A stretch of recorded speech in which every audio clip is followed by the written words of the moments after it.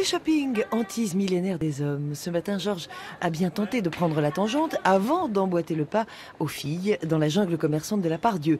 Destination un grand magasin, temple de la mode, histoire d'y découvrir les tendances de l'hiver. Les galons sur les épaules, le boutonnage et puis le col officier. Georges, Lise et Souila sont non-voyants et ils aiment la mode. Simplement, il leur faut la découvrir du bout des doigts.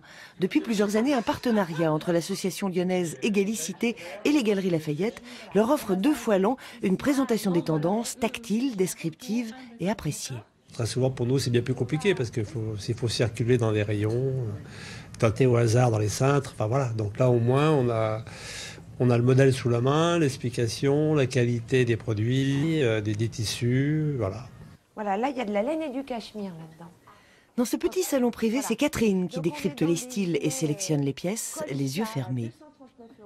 La sélection, mais le jour où j'ai décidé, enfin, je m'y suis attachée, je me suis dit, il faut se mettre dans leur peau. Donc j'ai fermé les yeux. Et je me suis mis sur les stands.